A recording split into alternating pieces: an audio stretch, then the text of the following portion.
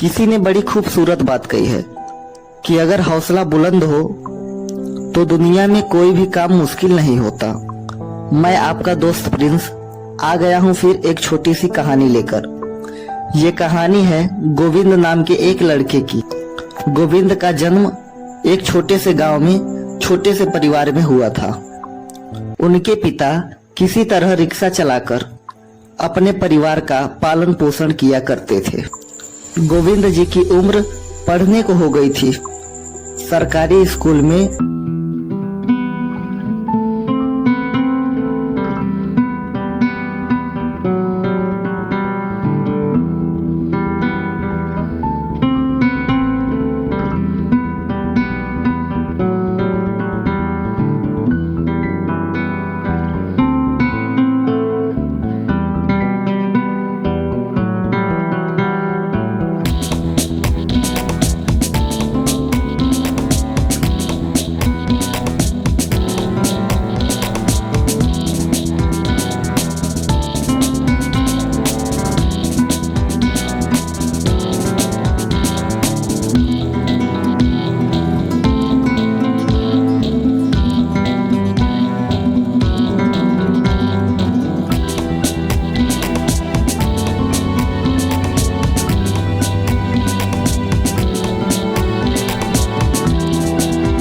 बढ़ जाए।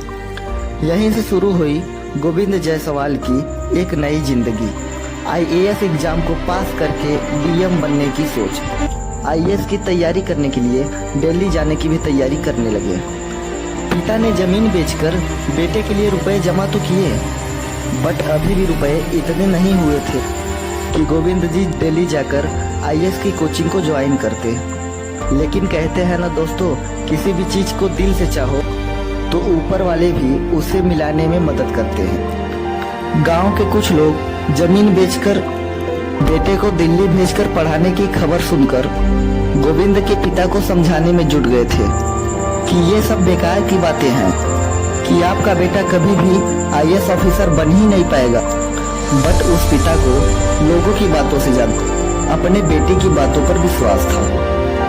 लोग गोविंद जी को भी समझाने में जुटे हुए थे कि ये पागलपंती मत करो, बट कहते हैं ना, जब अपना साथ देने लगे कोई फर्क नहीं पड़ता दूसरा क्या कहता है या क्या सोचता है। उसके बाद एक दिन ऐसा भी आया जब गोविंद जी निकल गए अपने सपनों को पूरा करने, अपने सपनों की नगरी दिल्ली। गोविंद जी दिल्ली जाकर वहाँ ट्यूशन पढ़ाकर अपने पास रुपए जमा किए और खुद भी 18-18 घंटे पढ़ने लगे। कभी कभी ऐसा भी हुआ कि रुपए नहीं होने की वजह से वो बिना खाए ही सो जाते थे। जहां वो अपना घर किराए पर लिए थे वहां पढ़ने का माहौल बिल्कुल भी नहीं था। बगल में गैराज था, डिस्टरबेंस बहुत ज्यादा थी। कभी कभी लाइट ना होने की वजह से वो मोमबत्ती और दिए जलाकर पढ़ाई किया करते थे। गांव में सब उनकी और उनके परिवार की बुराई करने में लगे हुए थे, लेकिन उन सबको कहाँ पता था कि इस बीच भविष्य का डीएम बिना कुछ सोचे हुए अपनी तैयारी में जुटा हुआ है। आखिरकार वो दिन भी आ ही गया जब गोविंद नहीं गोविंद सर बन गए। पूरे इंडिया में फर्स्ट अटेम्प्ट में आईएएस की एग्जाम में 48वां रैंक लाने वाले गोविंद जी ने अपने फैमिली का और अपने गांव का नाम रोशन कर दिया और बन गए डिस्ट्रिक्ट मजिस्ट्रेट।